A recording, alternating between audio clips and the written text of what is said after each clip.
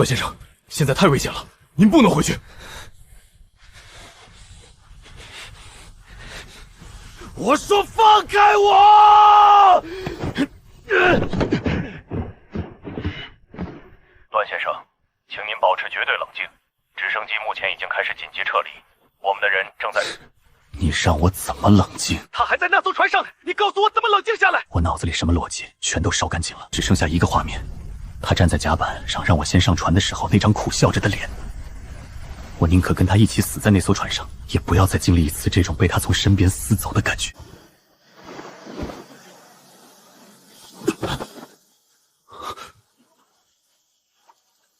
段先生，叫医疗组！汇报，提前引爆，多处爆炸，部分人员未能撤离，正在确认。有警员和人质未登上直升机，重复，有人员滞留。有消息了没有？指挥部，失联的2名警官和人质，通讯频道还是没有响应。那种沉默意味着什么？我心里清楚。呼叫指挥部，我们找到了船上的小型冲击快艇，3名人员，2名警官加1名人质，全部安全。重复，人质安全，请求接应。收到，收到，请发送坐标，接应船只立即出发。龙小姐在上面，很安全。动，伤口还没处理完。走另一边，快！有冲击快艇。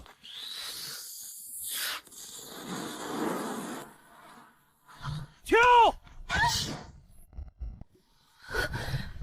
那种熟悉的、令人发疯的窒息感又来了。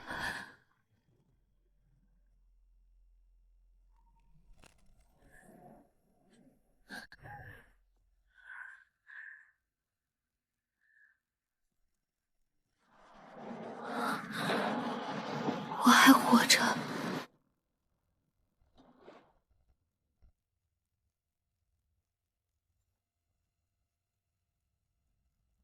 呼叫指挥部，3名人员已脱离。收到，接应巡逻艇正在赶来。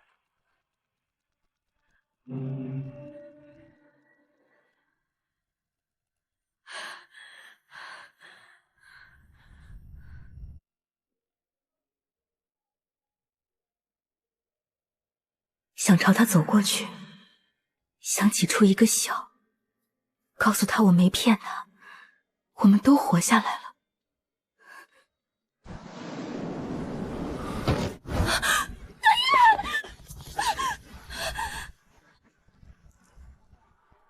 先生，段先生，你听到我说话吗？快，上车门，血压在掉。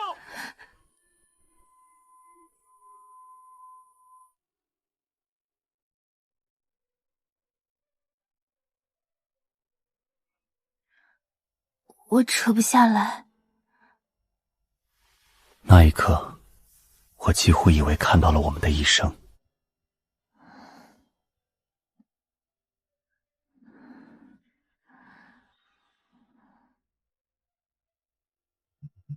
我想等看完房子，把首付定下来，然后找一个他心情好的日子，把戒指和那条白裙子一起拿出来，和他求婚。他不会不愿意的，不可能不愿意。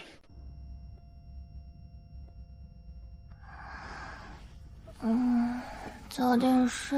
我们的一切早就丝丝缕缕地缠死在一起了，他怎么可能舍得抛下我？可是他真的走了，把我的心连同那些天真的幻想一起挖出来踩得粉碎。3年后宴会上，他站在那些衣香鬓影的人群里，穿着那件白裙子，我无法形容心中看到这一幕的感觉，像是在茫茫人海里捞起了那件弄丢的稀世珍宝，又像是明知道手里攥着的是一块随时会割破掌心的碎玻璃，任由鲜血淋漓。我就是想抓住他，这辈子下辈子我统统都不在乎了，只要在就好，只要他还活生生站在我看得见的地方就好。那些失去他的日日夜里，铺天盖地的幻觉将我生吞熟剥了无数次，那些虚幻的他把我一点点拆碎，再拼起来，到最后我早就分不清什么是真什么是假，最严重的时候我自己都分不清到底是前世还是今生。需不需要给逝者献一束花？我实在太痛了，我怕自己这身肮脏的血会弄脏了他轮回的路。你能听到我吗？睁开眼，准备进手术室，血氧在往下掉，快！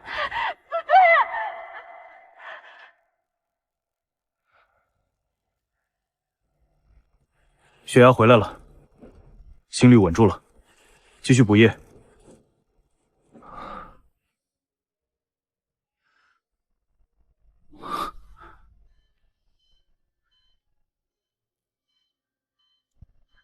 荣继桥，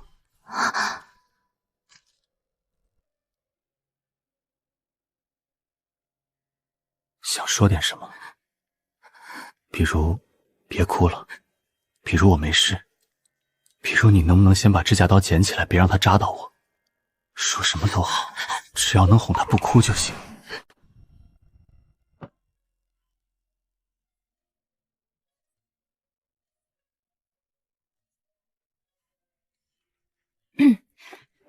段总，味道怎么样？很好，荣继桥做的吗？可以和他说我想喝排骨汤。好的。两人就这么隔着杨璇这个中间人，维持着某种奇怪的默契。可是，在段燕面前，这些勇敢都仿佛喂了狗。一遇到他，其实我还是很想下意识的逃避。毕竟，如果不是这场突如其来的绑架，硬生生将我们逼到了生死存亡的悬崖杆上，以我那种死要面子，这辈子大概率还会继续死鸭子嘴硬下去，冷着脸对他放狠话，说自己根本就不喜欢他，不想让两个人的生活重新交织在一起。如果不是因为喜欢，我怎么可能在爆炸倒计时逼近的绝境里，毫不犹豫地把他推向安全的快艇，却把绑着炸弹的自己留在必死的船上？又怎么可能在死里逃生，双腿都还在打颤的第一时间，在茫茫人海的甲板上去寻找他的身影，想确认他的安全？3天后午后，阳光在地板上切割出一道道柔和的绥靖光斑。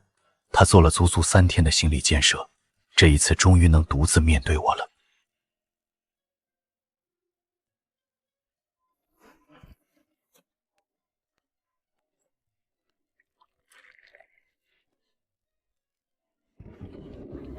还是热的，快吃吧。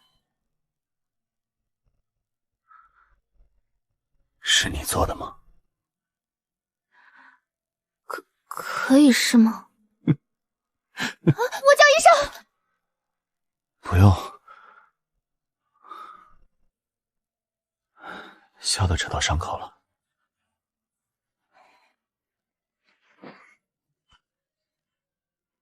好吃吗？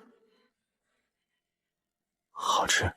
段燕在国外住院时有专业团队打理饮食，我的手艺拿不出手，病房里众人各司其职，我格格不入，只能远远看着。只有趁他昏睡，我才敢简单照料他。公海上我们以命相托，回到安稳环境，找不到理由靠近他，可心里总想为他付出些什么。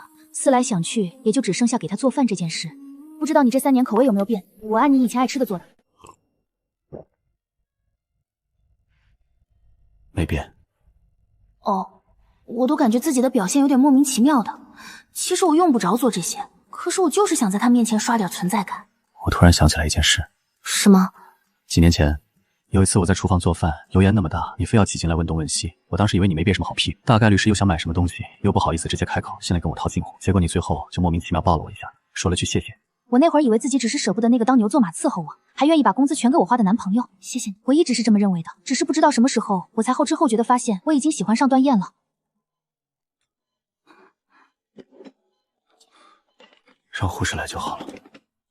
没事儿，我顺手。那个，我先回去了。假期之后还要交论文，我已经耽误很多时间了。负责相关事务的工作人员那边联系我了，问什么时候方便做笔录。你也是当事人，他们肯定也要找你，我让他们直接过来这边，省得你再跑一趟办公点。他这理由比我找的要写期末论文的理由好多了。我不是木头，当然看得出来段燕在主动找话题。他从刚才开始就在有意无意的把对话往我身上引，我又不知道该把自己摆在什么位置了。听杨璇说你前几天高烧不退，现在身体还有什么不适吗？好了，就是现在还有点鼻塞头晕。你呢？子弹没伤到脏器，只是失血过多而已。你当时伤成那样还硬撑着，要是没撑到上快艇……当时没想那么多，不管你身上绑着什么，我都不想让你一个人待在那艘船上。不过我没想到你会让救援把我带走。当时情况复杂，我没多想，反正能活一个就活一个吧。我知道你肯定不愿意走，但我已经不是以前那样遇到事情就手足无措了。我只是怕拖下去出了什么问题，我身上的炸弹会连累所有人。我知道你已经不需要我了，不需要我陪着你开导你，不需要我替你做决定。你长大了，挺好的。请问是段燕先生和荣继桥女士吗？我们是负责此次案件的警官，来做笔录的。进来！这次主要是确认一下案件的细节经过，时间不会太长。我们分别做，段先生先来，请你再详细描述一下案发当晚的情况。好，我记得那天晚上，关于案件的后续处理，我这边也和两位通报一下。主犯季世安目前已被控制，绑架勒索罪、组织武装犯罪等多项罪名。按照歪国这边的法律量刑，以目前掌握的证据和案件恶劣程度，审判结果不出意外的话，基本上不会有回国服刑的机会了。季川呢？后续海面搜捕持续了6天，目前掌握的线索是他提前引爆了爆炸装置，最终打捞到了小部分残骸 ，DNA 比对已经完成，死亡确认无误。荣小姐，段总说您要写论文，让我把您的电脑带过来，您在这边写也方便。等下午段总那边做完例行检查，你们一起回去。插座在沙发左边那个位置，文件袋里是您平时用的资料。杨姐，我没说要在这里。那我就不打扰二位了，有需要按铃叫我就行。等一下，一种自己被贴心大姐姐出卖了的悲愤猛地涌上心头。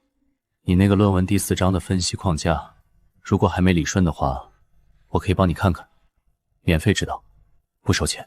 谁说我论文有问题了？你哪只眼睛看到我写论文困难了？我写个论文轻轻松松。是吗？你之前不是还吐槽说论文选题太难，一行字要憋一整天，还怕麻烦导师暗搓搓去问别人。我什么时候？我问谁了？欧瑞，虽然来2个人聊天的时候的确很开心，但我就是接受不了这种接近方式。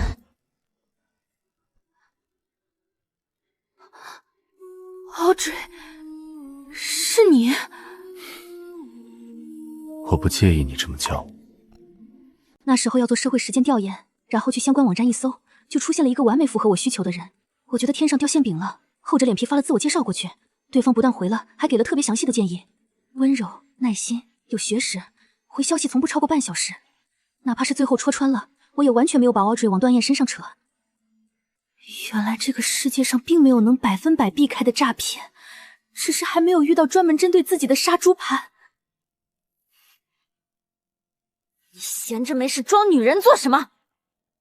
如果一开始 Audrey 就是男的，你会加好友吗？而且我怕你跟男的聊得来。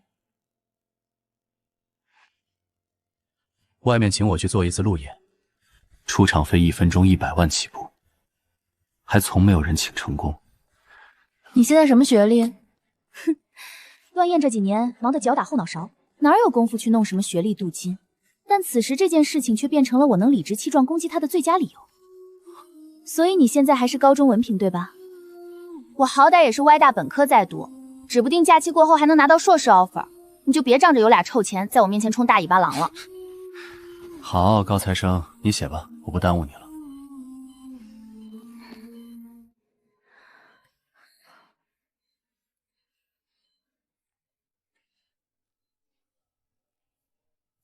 教授，非常抱歉让您和师母担心了，我被牵扯进了一起绑架案，目前已经完全安全了，人没事。那就好。过2天我去拜访您和师母，当面给你们赔罪。你师母说她要给你做一整桌你爱吃的菜，你最好带着空肚子来。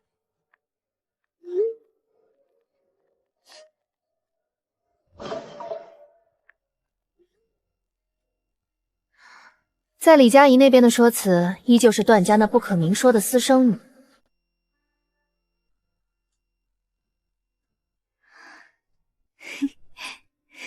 回头打电话跟你说。你怎么笑成那样？论文写得很顺，心情好。是吗？键盘能敲这么快，我还以为你在和包养的小明星聊天。这人真烦，还非得阴阳回来。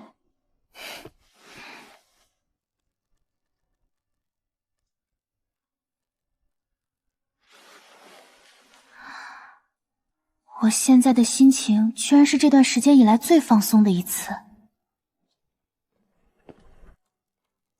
终于没有段燕的存在了，不用担心她嘴贱，指不定会更轻松一点。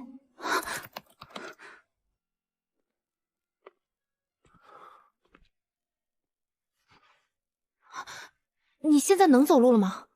忍着点没问题，就几步路，不想外人知道了我的伤情。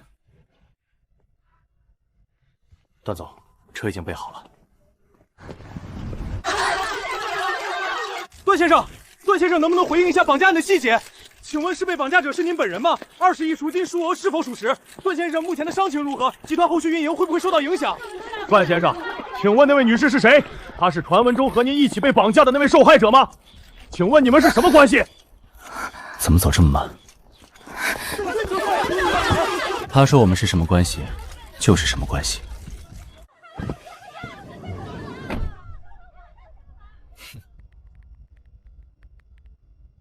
喂，我没事啊，已经安全了，你们别瞎操心。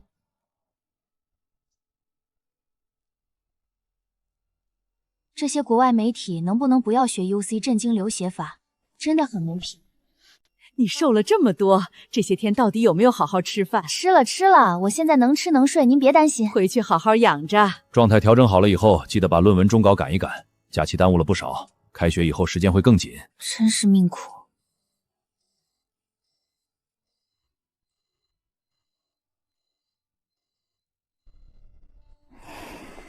不想起。俏，你回来了，是那个新闻上的事情对吧？你没事吧？太吓人了。俏，那个出院的时候拉着你手的男人，是不是就是段燕？天哪，你居然认识他！你们是什么关系？乔，来我办公室一趟。来了。你的硕士申请通过了，这是相关资料，你记得填完之后交给我。offer 过2天会正式发到你的邮箱，到时候跟着系统确认就行了。谢谢您。上课去吧。如果要继续读下去，得在歪国再待2年。可段燕呢？杨璇和那个男助理隔3差5就出现，和段燕汇报一些国内的事项，急需他本人过去拍板决断。全球范围内的业务线全部在等着他一个人的最终决断，不可能一直留在这里。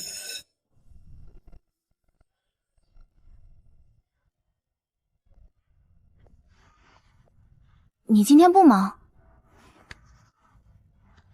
还行，下午开完最后一个会，想出来透透气。经历过那场生死一线的劫难，我身上用来伪装的那些尖刺好像彻底融化了。我不再像一只应激的刺猬，死鸭子嘴硬的强调自己一点都不喜欢他了。而他也没有主动开口逼我要一个明确的答复，他就这么极有耐心地守在我的安全线边缘，给足了我去理清心绪的时间。俏，荣继清，我知道你打算和你的前夫复婚。这个老男人在用孩子威胁你吗？这就是你回到他身边的原因吗？我都觉得段燕会立刻把保镖召出来给埃德沃这傻孩子来一枪。你先上车，你别出来。跟孩子没关，呸，根本就没有什么孩子，这是我和他之间的事情。我很感谢你这几年对我的照顾，真的，在我刚到学校人生地不熟的时候，你帮了我很多忙，但我对你真的没有那种感情。而且我读完书以后也不打算留在歪国了，我会回去。你之前不还和朋友们说要留在歪国工作？以前的想法和现在的想法不一样了，希望你能理解。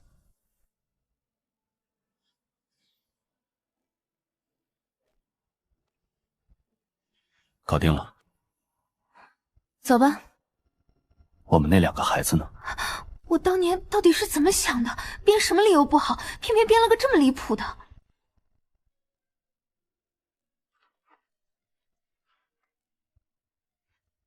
孩子给你，好了，不许再问了。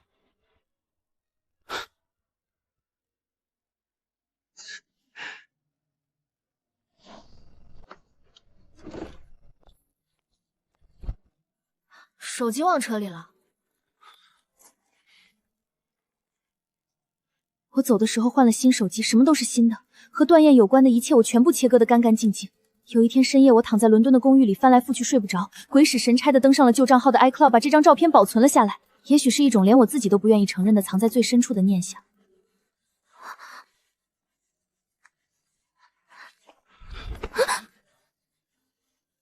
不是说不喜欢我吗？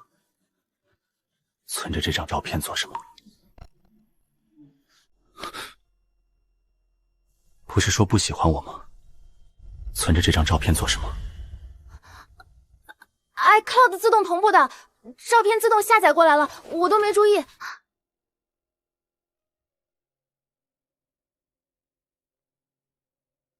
怎么不敢看我？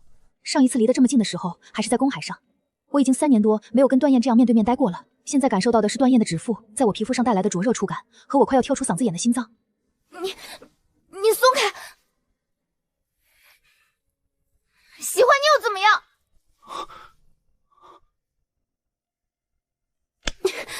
荣小姐，今晚想吃点什么？都行。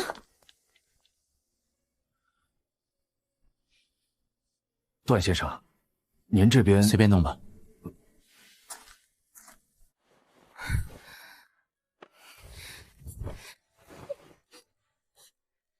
不是，我有病吧？为什么能把这种话说的跟挑衅似的？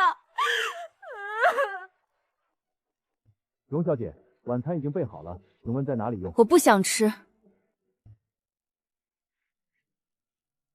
不许进来！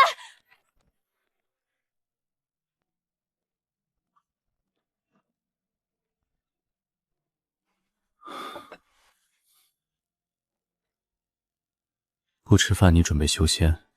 要你管！约好了跟爷爷奶奶打视频，你最好换一种语气跟我说话。视频哪儿呢？还没打，吃完饭。他这是要和我一起吃饭，还抛出了一个让我不能拒绝的理由。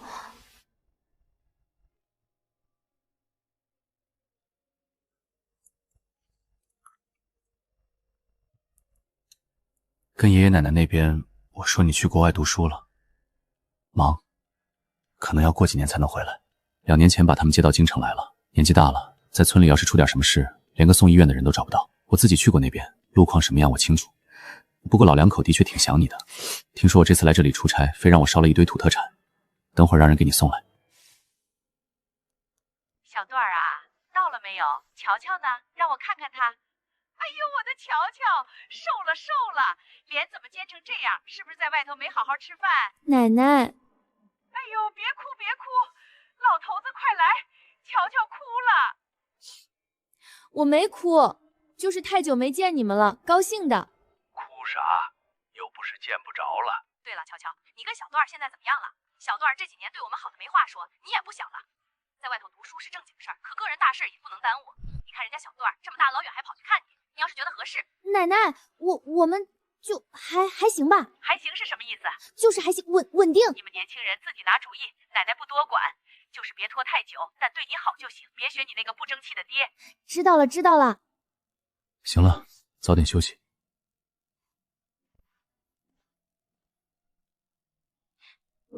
你忙不忙？怎么了？我那个论文一直理不顺，如果你有空的话，能不能帮我看一下？我配吗？我是高中文凭。不想就算了。那我就当我配了。等会儿收拾好东西来我书房。好多东西，好多我在网上死活搜不到的那种孤本资料和内部研究报告，难怪他让我来这儿写。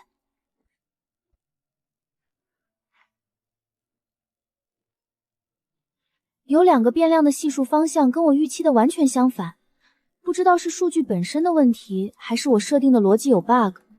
这里的参数，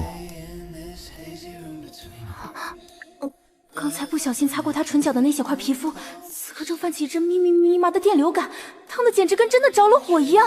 我不是故意的。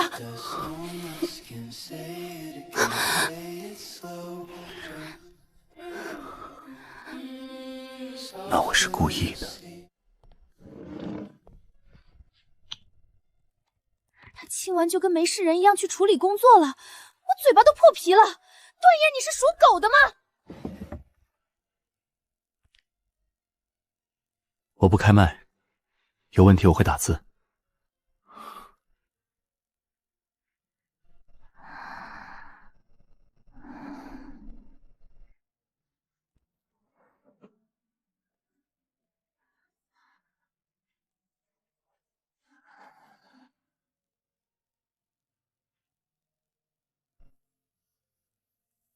跟刚才那个瞪着我说段燕你是属狗的吗的凶巴巴模样完全不搭边。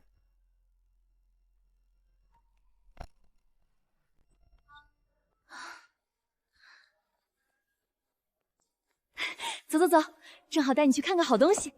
去哪儿？商学院那边有个路演活动，一个超级大佬来做创业项目的宣讲和推介，听说投了好几个独角兽企业。今天来学校做分享的，圈子里传得沸沸扬扬，好多人抢着去听。这种活动对你肯定有用，里面说不定有你以后能用到的行业信息。Let's welcome our guest, Mr. Duan.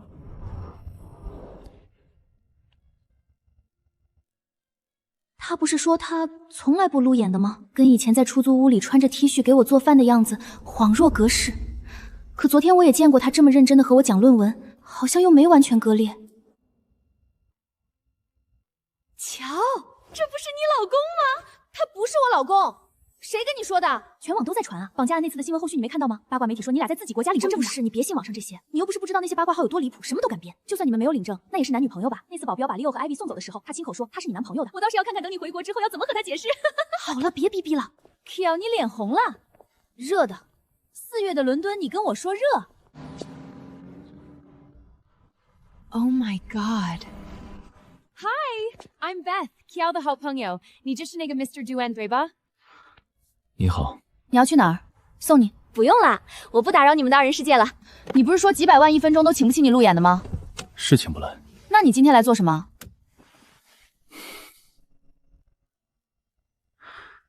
外大给了一个我没办法拒绝的理由。他们说我夫人在这里读书，给个面子。听说你接受了硕士 offer。我本来就一直在犹豫怎么跟他提这件事。硕士2年，我要继续留在伦敦，我不可能张口要求他放着国内那么大的盘子不管，跑来歪国陪我读书。他这么主动问出来，我反而有了一种被人当场拆穿的心虚感。是这样的，反正也就2年，不长。那我怎么办？假期还是很多的。我尊重你的规划。你想在这里读书，我时间能挤出来的话，我来歪国就行了。这边段氏的业务也需要人定期过来。我也有我对未来的规划，但我的规划里面从来都是有你的位置的。我只是希望你的规划里面以后也能有我。他用最平和的口吻把我们的未来摊开来讲，我心跳的节奏早已经乱得一塌糊涂。正事说完了，得跟你说个不好的消息。什么？国内出了点事情，明天得赶回去。啊！路上小心。就好像时间突然倒流回了3年前，两人还是住在逼仄出租屋里。段燕骑着那辆小电驴，每天准时准点的出现在我打工的地方，接我下班。荣小姐，晚上好。杨姐，是几点的飞机？国内的事情很棘手吗？明天下午3点。是有点儿。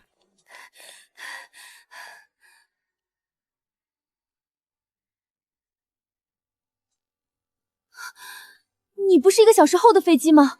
怎么还在这里？昨天晚上路过，偶然听到某人打电话，低声下气的求了教授好久的假，结果最后还是没请到，所以我就让杨璇把航班改签成晚上了。你什么时候改签的？为什么不告诉我？天杀的！我甚至还为了他翘课，亏大了。3年不见，这人越发狗了。教授那边我已经打过电话了，假请到了。怎么请到的？抱歉，有钱就是可以这么为所欲为。伤还没好利索，你再打我真得回医院了。送到这儿就行了，回去休息吧。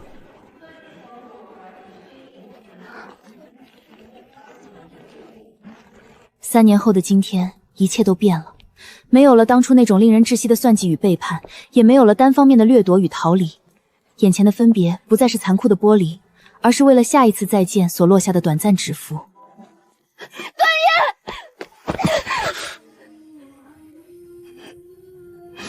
还有2个月就放暑假了。好。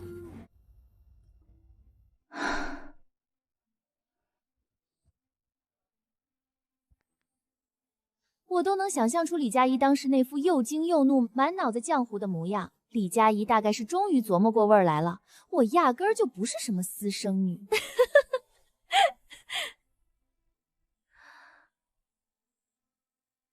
私生子那个事情是我诓你的，确实是我不对，但事出有因，和段燕的事情比较复杂。从另一种角度来说，我们的确是才确认关系没多久。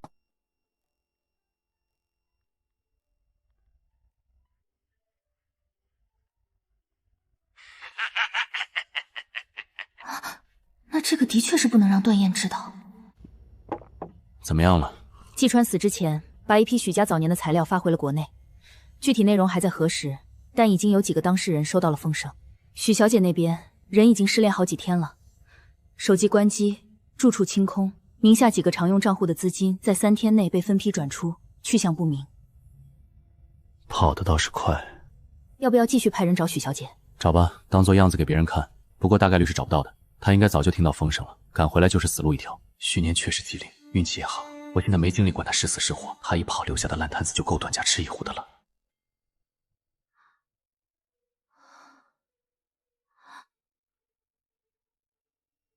许念那些新闻到底是怎么回事？网上说的那些是真的吗？半真半假，主要是他手里死死捏着那些老家伙的痛处，他们怕他有朝一日还能翻身，所以趁他病要他命。放出来的很多风声都是往死里夸大的。那他人怎么样？杳无音信。3年前我劝过他，手里攥着底牌未必能保命，随时变催命符。你了解他脾气，就爱高空走钢丝，老爷子出面都劝不住。不过他能跑出去，就说明没什么生命危险。上辈子是许念主动说他是你的救命恩人吗？是他一个朋友，看季川整天围着许念转，心里不痛快，才把这事到处宣扬。后来老爷子听说了，开始硬要撮合，我们根本没结婚，只是走了个订婚过程。张婉清，你怎么知道？全对上了。3年前，张婉清带着季川杀到我面前，满脸气急败坏的指责我。我当时就觉得离谱，我跟段燕的破事儿，张婉清跳脚骂的比谁都凶。搞了半天，张婉清暗恋季川，巴不得许念早点跟段燕捆死，好给自己腾位置。许念国内那些慈善项目，我能不能接手？接这个做什么？我和许念去参加过医援项目，知道有些项目不能断资金链。你考虑清楚。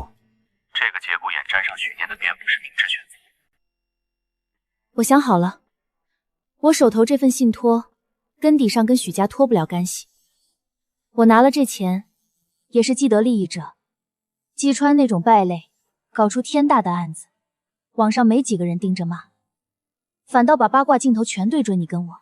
许念这事也一样，墙倒众人推，好歹许念实打实砸了钱做慈善，但舆论为了他们利好的方向，当然可劲朝着不好的方面去说。你想做就去做吧，我让杨雪那边跟你对接，资金走段家的公益基金通道。你自己在那边的学业不能耽误，项目对接的事情交给专业团队去做就行，你只管出钱和决策方向。你第一次做项目，别什么小事都往自己身上揽。我本来还准备了一肚子说辞，结果他又开始了，跟个老父亲一样唠叨。什么时候放暑假？6月中旬。还有半个月，暑假怎么这么慢？你怎么跟个小孩一样？半个月说长不长，说短也不短，但我已经开始倒数了。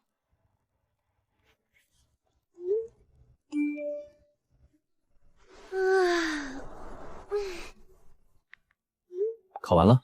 刚出来。今晚好好睡一觉，歇一下再说。最近起飞，直飞京城。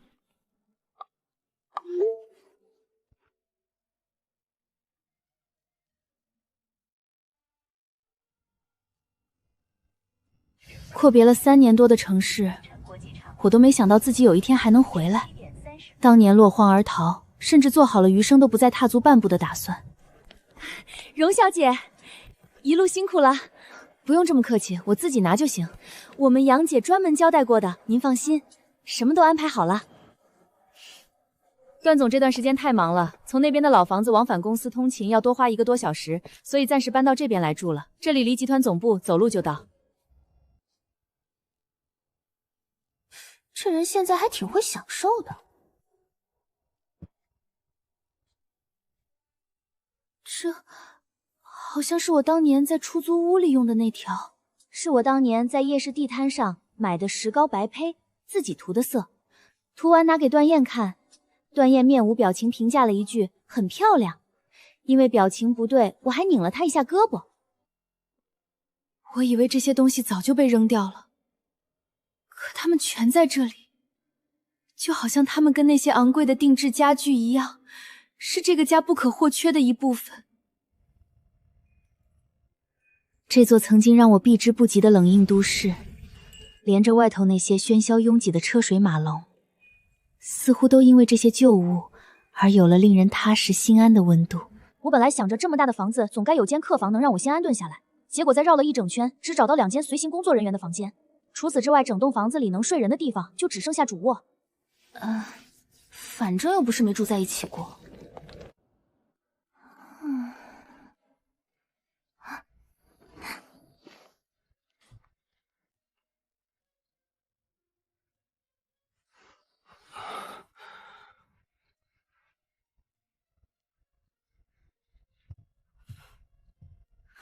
段燕，段燕，段燕。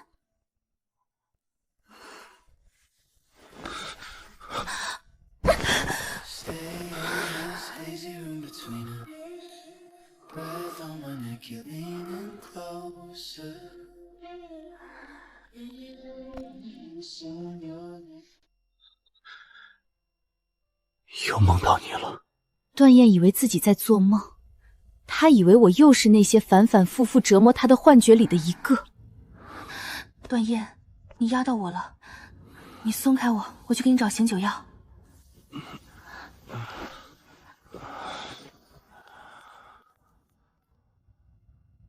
杨姐，段燕喝了不少酒回来，她能吃醒酒药吗？能的，荣小姐。吃。真听话。今天喝了多少？怎么不让人替你挡一下？跟郑姐的喝酒，没法让别人替。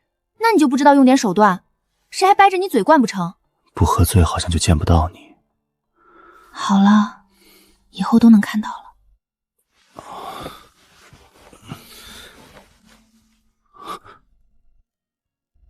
你什么时候回来的？昨天晚上。不瞒着你回来，都不知道你住这么大的豪宅。快去洗澡，昨晚上跟个树袋猫一样扒我身上，那个酒味熏死我了。没办法，都是为了养老婆赚钱。谁是你老婆？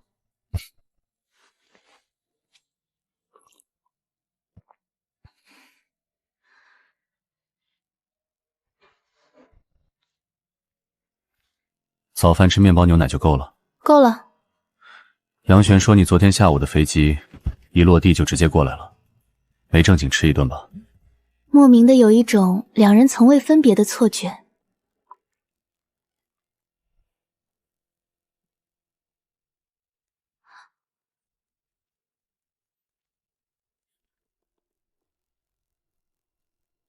1堆6，正常人谁会转这种金额？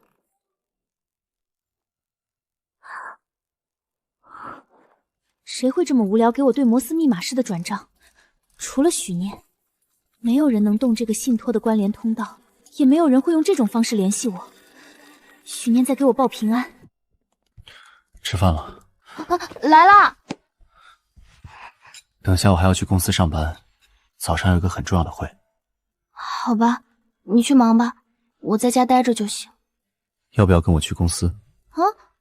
就在我办公室待着就行，平时不会有人进来。段总需要我准备什么吗？要不要我给段总端茶送水？你把充电器、小零食带上就行。走吧。段总。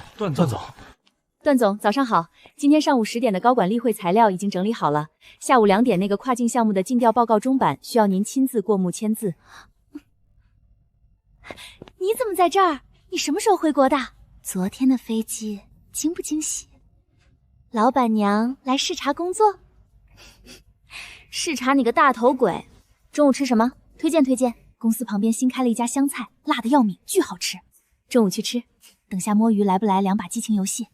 你不怕被抓？等下大佬们都开会去了，谁管我？嘻嘻嘻嘻！而且这不是还有老板娘罩着我？老板娘，你是来陪我上班的，还是找小姐妹玩的？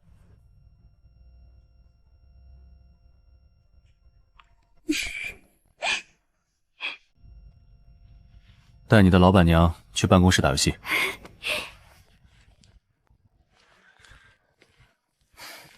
行，现在都知道李佳怡是老板娘的好姐妹了。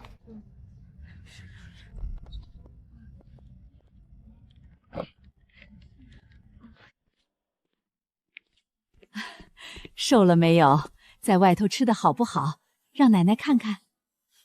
没瘦，胖了呢。你看我这脸，骗人，都没肉了。在外面住哪儿啊？学校的老师好不好啊？有没有人欺负你啊？吃的习不习惯啊？这是学校的图书馆，这是我们上课的教学楼，这个是我导师的办公室。这地方看着真亮堂，这楼可真高。臭丫头，给我过来！毕业了，还要读2年。这回我看你还能往哪儿跑？老爷子我反正已经退位了，帮不了你。当年让你俩好好谈谈，你不听，非要甩了人跑出国。走吧。等我把这局打完。段总，荣小姐，那我先下班了。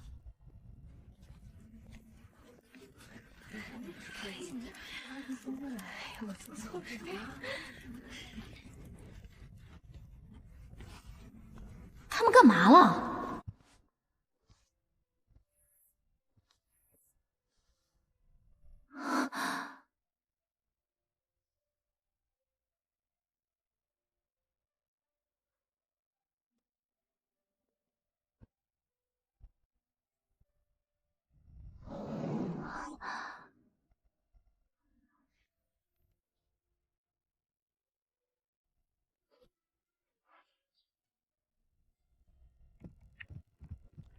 这什么？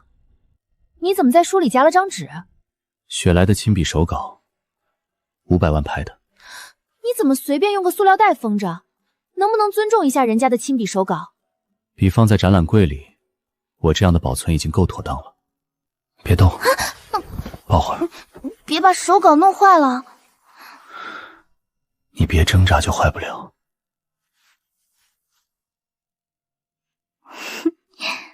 笑什么？就是看到了这些以前自己写过的批注，觉得好玩。其实究竟在笑什么，自己也无法用精准的词汇去定义。其实我很久之后才看完这本书的。那你还觉得男主像女主养的一条狗吗？不许说，不许说！好，它不是女主的狗，我是你的狗。汪。段总怎么学小狗？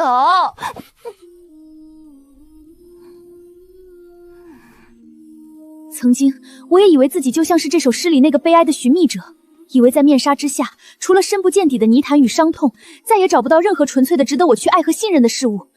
我以为自己也会像诗里写的那样一无所获，可并不是。乔，第3部分的数据模型你跑完了没有？明天下午就要交初稿了。跑了一半，有2个变量的回归系数方向不对，我在排查。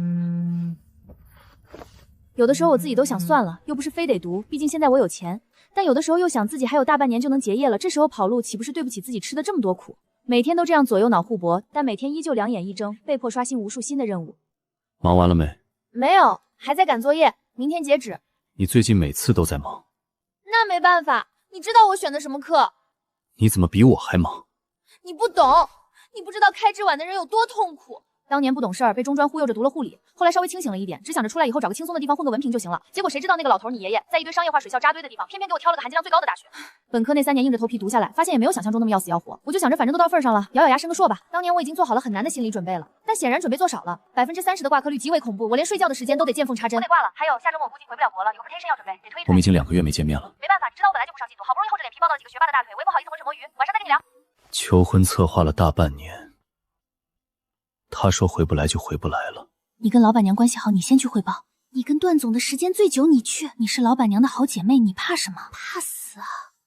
段总，那您之前吩咐准备的那个求婚仪式，您看这个还需不需要按原来的时间节点准备？你说呢？从场地选址、空运玫瑰、挑选粉钻，事无巨细亲自过目，这一切都应该在下周末让荣继乔感动的一塌涂地。结果当事人回不来。如果荣小姐那边下周确实走不开的话，把所有仪式相关的东西直接空运到伦敦去也不是不行。场地可以在伦敦那边重新选址。荣小姐很喜欢那个庄园的草坪，可以定在那儿。荣小姐什么时候方便，我们就配合什么时间执行。行，全权交给你。明白。还有，保密工作做好。这得追溯到大半年前的那次欧洲出差，那次我可是有前科的。段总，惊不惊喜，意不意外？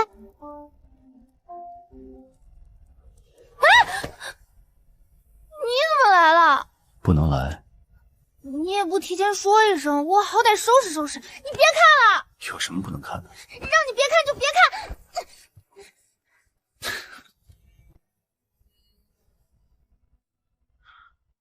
收拾好了。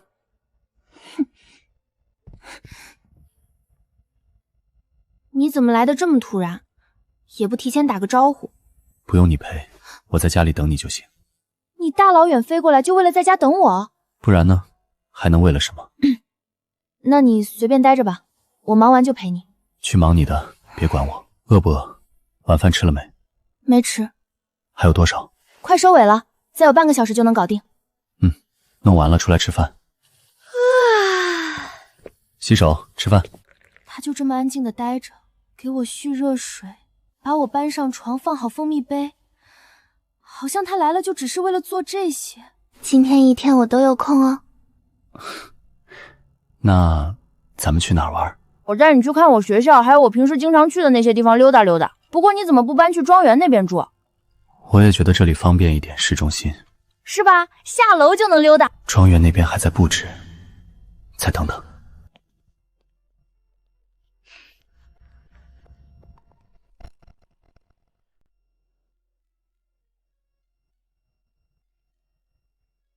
这就是我们商学院的主楼，我喜欢坐靠窗的位置。坐窗边，上课不会走神。我走不走神跟位置没关系，有些课就算坐第一排我也听不进去。跟3年前那个战战兢兢，在我面前总是小心翼翼、掩藏心事的容继乔比起来，不一样了。这家咖啡店的 Flat White 是伦敦最好喝的，这家二手书店我经常来，老板认识我了，每次给我打折。那家中餐厅是 Beth 介绍给我的，我刚来的第1年，最喜欢去吃一碗牛肉面。是他生活了3年的地方，每一家店、每一条路都有他的痕迹。我带你去做伦敦眼。你之前做过？一直想去，但一个人做觉得太可怜了。那今天正好。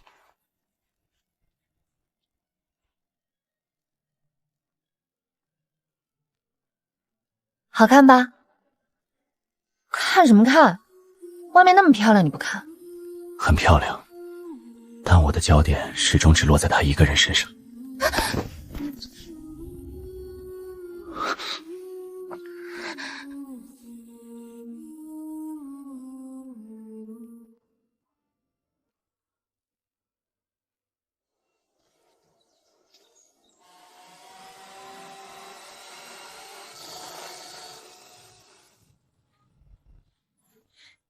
你们看到没有？今天 TikTok 上有人发了一段视频，说是在西郊那个庄园附近飞无人机拍到的。哪个庄园啊？西郊还能有哪个有钱人扎堆10万块钱一晚的那个呗？视频还没看清楚就被删了，看着像是在搭什么巨大的棚铺，全白色的，上面铺了好多花，还有灯带什么的。这什么活动吧？要是活动的话，哪能藏得滴水不漏？早就宣传起来了。哇哇哇，那是婚礼？不像，而且只有一个主舞台的样子，也没有宾客坐席，我觉得更像是求婚之类的吧。有钱人的世界我不懂。那几个学生下午说的话，段家控股的那个庄园、求婚等等。段燕大部分时间来都是住那边的。几天前问他为什么不住庄园，他说什么市中心方便。不对，非常不对。我不确定，也许真的只是巧合，但那个念头一旦冒出来，就再也塞不回去了。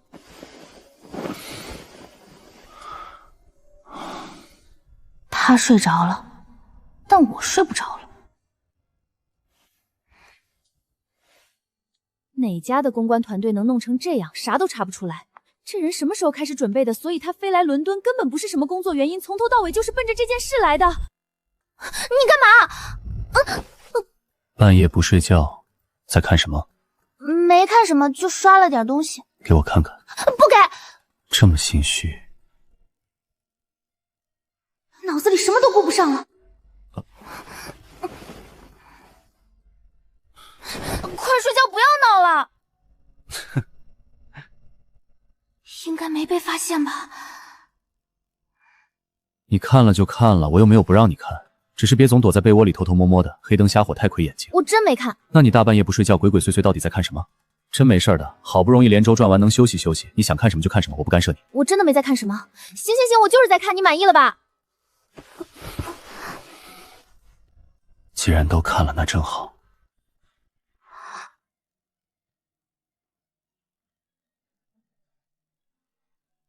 我也太惨了吧！醒了。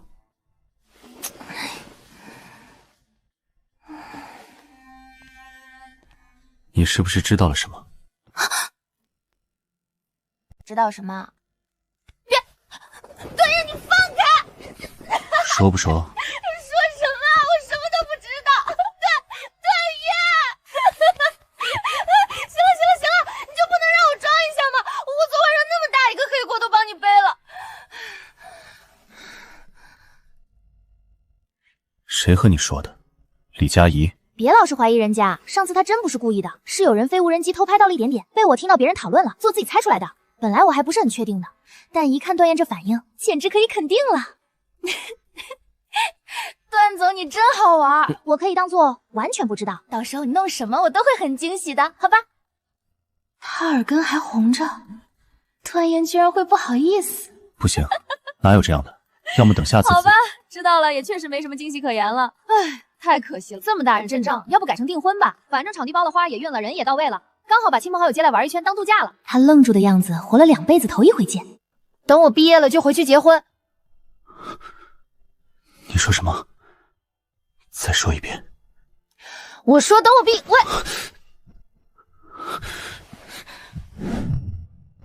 真难得啊！原来无所不能的段总也会有这么激动的时候。不许说了。我就说你。别恼了，我不说了，我真不说了，痒死了。我替段总憋了半年的秘密，半年，你知道这半年我过的什么日子吗？每次和你聊天，我都要拼命忍住不话漏，我有多痛苦，你根本不知道。结果你就这么给知道了，还是被人无人机拍到的，我憋了个寂寞。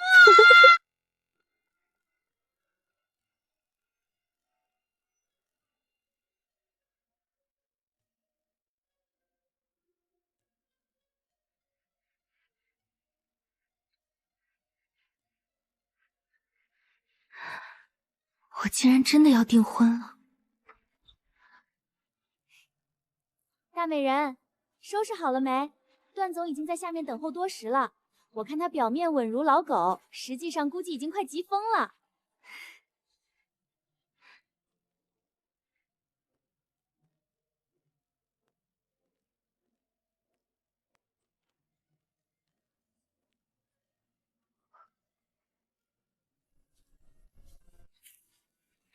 紧张什么？没有。你咽口水了。段燕，承认自己激动紧张有那么难吗？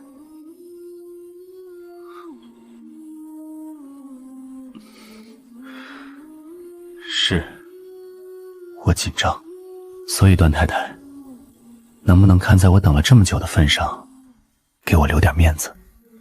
谁是你太太？还没领证呢。已经是了，这可是你亲口答应的。当年我刚下海闯荡那会儿，兜里可是比脸还干净。咱们这辈人都是从苦水里泡大的，什么样的罪没受过？那时候图啥？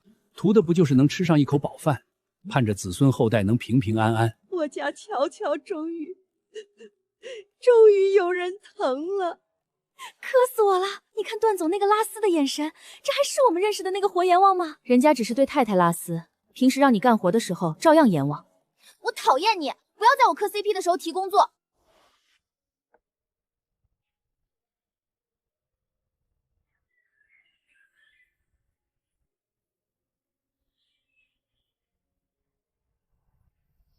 麻烦两位和各位亲友一起站过来，我们拍个合影。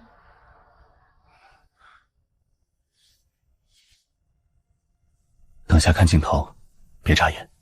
你才眨眼呢。 3年前那个在超市拿着翻译软件扫货架的荣继乔，应该想不到今天吧？那个在出租屋里翻开面纱，看了开头就犯困的荣继乔，那个在机场落荒而逃，做好了余生都不再踏足京城半步的荣继乔，也想不到会站在这里。这次别再挣扎了，我让你跑了2次，不会有第3次。